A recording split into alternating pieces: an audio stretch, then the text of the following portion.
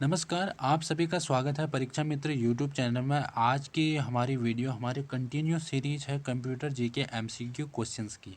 तो चलिए शुरू करते हैं आज का इस वीडियो को। तो आज की इस वीडियो का पहला क्वेश्चन है, माइकल एंजेलो वायरस है एक कंप्यूटर वायरस, चूहों में फैलने वाला वायरस, कैंसर से बचाव करने वाला वायरस, या इनमें से कोई नहीं।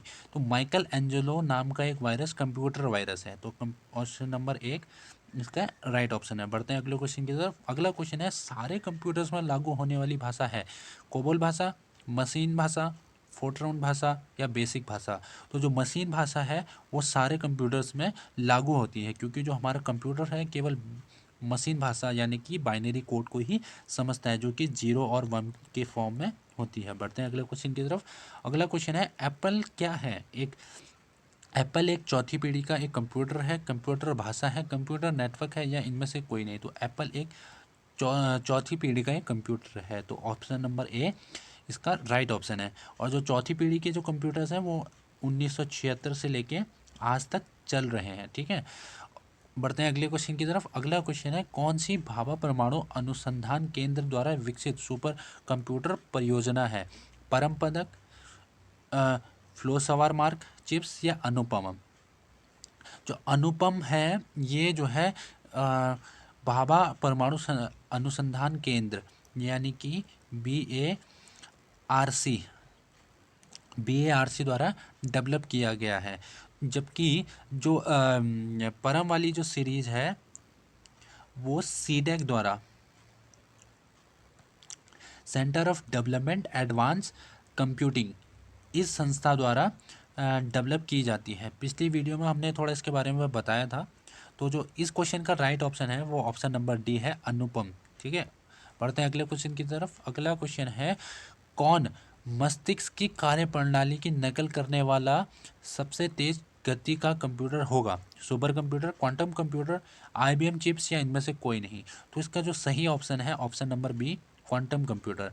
यानी कि क्वांटम कंप्यूटर ऐसे कंप्यूटर होंगे जिनकी जो काम करने की क्षमता होगी वो इंसानी दिमाग की तरह होगी। और जो गूगल है वो क्वांटम कंप्यूटर्स पे काम कर रही है। ठीक है, बढ़ते हैं अगले क्वेश्चन की तरफ। अगला क्वेश्चन है, एक लोकप्रिय विंडोइंग एनवायरनमेंट विंडोज 3 माइक्रोसॉफ्ट द्वारा निर्गत की गई थी। यानी कि विंडो 3 को माइक्रोसॉफ्ट ने कब लॉन्च किया था? 1985 में, 2000 में, 1995 में, या फिर 1990 में? तो इसका जो सही ऑप्शन है ऑप्शन नंबर सी इसका राइट ऑप्शन है, 1995 में। बढ़ते हैं अगले क्वेश्चन की तरफ। अगला क्वेश्चन है, स्पैम किस विषय से संबंधित शब्द है? कला, कंप्यूटर, खेल, संगीत? तो जो स्पैम है वो कंप्यूटर से संबंधित शब्द है, क्योंकि स्पैम का अक्सर हम ईमेल में देखते हैं। अगर हम किसी एक मेल को मल्टीपल टाइम सेंड करते हैं तो स्पैम में वो कंसिडर किया जाता है। बढ़ते हैं अगले क्वेश्चन की तरफ। अगला क्वेश्चन है, एक अनुमान के अनुसार विश्व की 70% आबादी, ओके, बढ़ बढ़ते हैं अगले क्वेश्चन की तरफ। अगला क्वेश्चन है, फाइल को अक्सर क्या कहते हैं? विजट, डिवाइस, डॉक्यूमेंट, या पेन? तो जो फाइल है उसे अक्सर डॉक्यूमेंट के नाम से भी जाना जाता है। तो ऑप्शन नंबर सी इसका राइट ऑप्शन है। बढ़ते हैं अगले क्वेश्चन की तरफ। अगला क्वेश्चन है, परस्पर संबंधित रिकॉर्ड के समूह को क्या कहा जाता है? Utility file, spreadsheet, data sheet, या डेटाबेस? यानी कि अगर किसी एक जगह पे मल्टीपल सेम टाइप के डेटा को स्टोर करके रख दिया जाए तो उसे हम डेटाबेस के नाम से जानते हैं। तो ऑप्शन नंबर डी इसका राइट ऑप्शन है। बढ़ते हैं अगले क्वेश्चन की तरफ। नई स्लाइड के लिए कौन सी शॉर्टकट की है? कंट्रोल+N, कंट्रोल+S, कंट्रोल+M, या इनमें से कोई नहीं। तो ऑप्शन नंबर ए इसका राइट ऑप्शन है, यानी कि कंट्रोल+N। बढ़ते हैं अगले क्वेश्चन की तरफ। अगला क्वेश्चन है, MS वर्ड डॉक्यूमेंट में अक्षरों के नीचे लाल रंग का लहर क्या दिखाता है? एड्रेस ब्लॉक को, प्रिंटिंग त्रुटि को, स्पेलिंग में त्रुटि को, या ग्रामर में त्रुटि को? तो ऑप्शन नंबर सी इसका राइट ऑप्शन है, स्पेलिंग में त्रुटि को। बढ़ते हैं अगले क्वेश्चन की तरफ। अगला क्वेश्चन है, कंप्यूटर के कार्य करने का सिद्धांत है इनपुट, प्रोसेस, आउटपुट, या ये सभी? तो जो हमारा कंप्यूटर है वो प्रोसेस के आधार पर काम करता है। तो ऑप्शन नंबर 20 का राइट ऑप्शन है, प्रोसेस। बढ़ते हैं अगले क्वेश्चन की तरफ। अगला क्वेश्चन है, माइक्रो प्रोसेसर जो कंप्यूटर का मस्तिष्क होता है उसे क्या कहा जाता है? माइक्रोचिप, मैक्रो प्रोसेसर, माइक्रोचिप, या इनमें से कोई नहीं। तो जो माइक्रो प्रोसेसर होता है उसे माइक्रोचिप के नाम से जाना जाता है। ठीक है, तो ऑप्शन नंबर ए इसका राइट ऑप्शन है। बढ़ते हैं अगले क्वेश्चन की तरफ। अगला क्वेश्चन है, किसी बाहरी स्रोत से आती और कंप्यूटर सॉफ्टवेयर में फीड की जाती उस सूचना को क्या कहते हैं? इनपुट, रिपोर्ट, आउटपुट या इनमें से कोई नहीं। यानी कि अगर हम कंप्यूटर में कोई डेटा स्टोर करते हैं या बाहर से कोई डेटा दे रहे होते हैं तो उसे हम क्या कहते हैं? तो उसे हम इनपुट कहते हैं। तो ऑप्शन नंबर ए इसका राइट ऑप्शन है। बढ़ते हैं अगले क्वेश्चन की तरफ। अगला क्वेश्चन है, कंप्यूटर चलाने के लिए यूज़र द्वारा किया जाने वाला डेटा या सूचना क्या कहलाता है? सॉफ्टवेयर, हार्डवेयर, पेरिफेरल्स या इनमें से कोई नहीं। ठीक है, तो ये बोल रहा है कि अगर हम किसी कंप्यूटर को चलाना है, यूज़र द्वारा जो डेटा उसको दिया जाता है तो उसे हम क्या कहते हैं? तो उसे हम इनपुट के नाम से जानते हैं। तो इसमें इनपुट का ऑप्शन नहीं है, तो ऑप्शन नंबर डी इसका राइट ऑप्शन हो जाएगा, इनमें से कोई नहीं। तो बढ़ते हैं अगले क्वेश्चन की तरफ। अगला क्वेश्चन है, प्रिंट के लिए कौन सा मेन्यू सेलेक्ट किया जाता है? Tool menu, file menu, edit menu या फिर इनमें से कोई नहीं। तो फाइल वाला जो मेन्यू है तो वो सेलेक्ट किया जाता है किसी भी फाइल को प्रिंट करने के लिए। तो ऑप्शन नंबर 20 का राइट ऑप्शन है। बढ़ते हैं अगले क्वेश्चन की तरफ। अगला क्वेश्चन है, प्रयोक्ता दस्तावेज को जो नाम देता है उसे क्या कहते हैं? फाइल का नाम, फाइल नाम, रिकॉर्ड डेटा, प्रोग्राम या इनमें से कोई नहीं।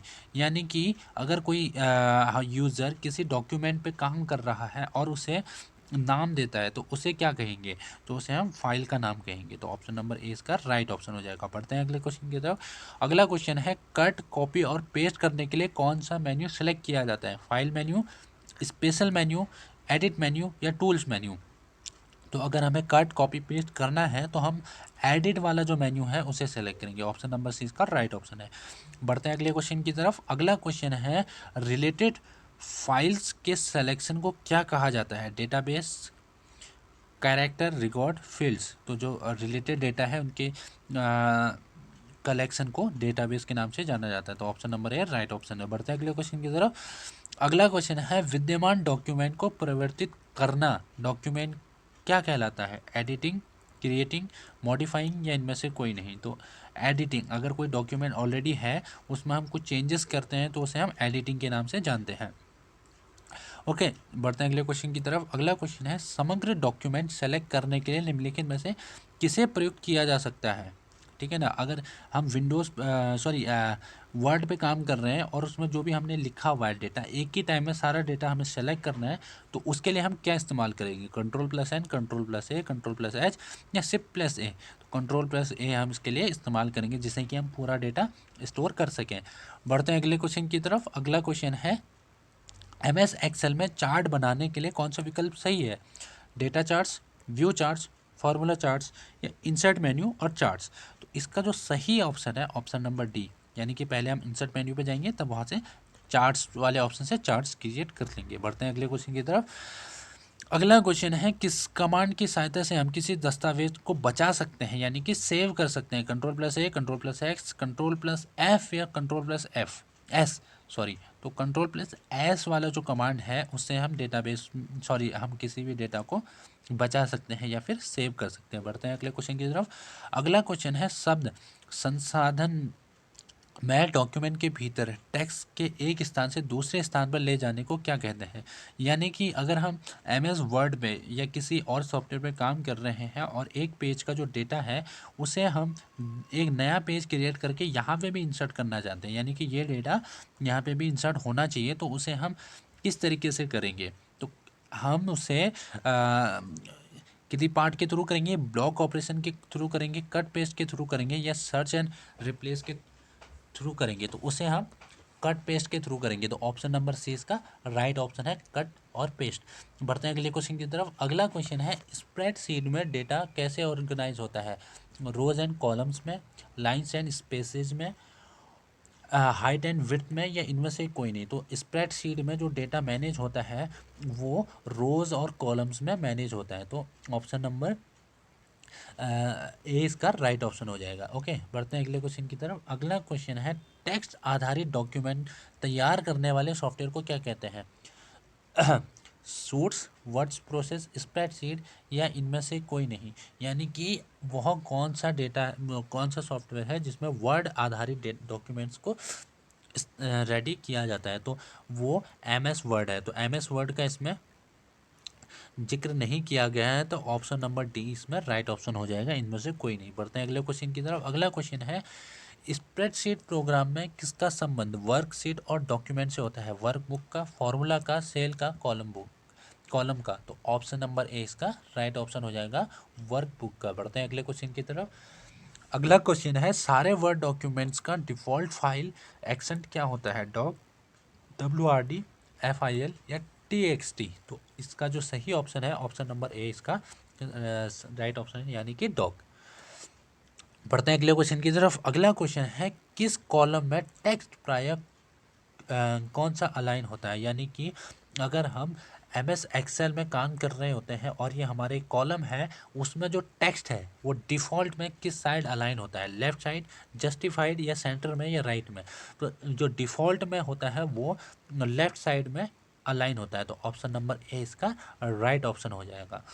तो आज के इस वीडियो के सारे क्वेश्चंस ख़त्म हो गए हैं। आई होप कि आपको ये सीरीज़ हमारी पसंद आ रही हो।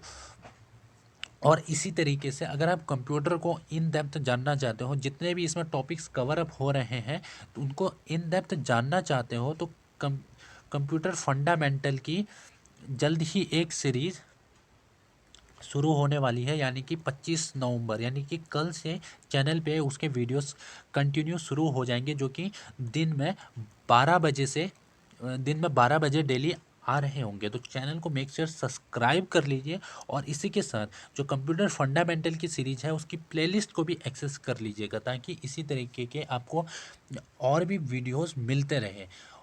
ठीक है, आज के इस वीडियो में इतना ही। मिलते हैं नेक्स्ट वीडियो में, तब तक के लिए धन्यवाद।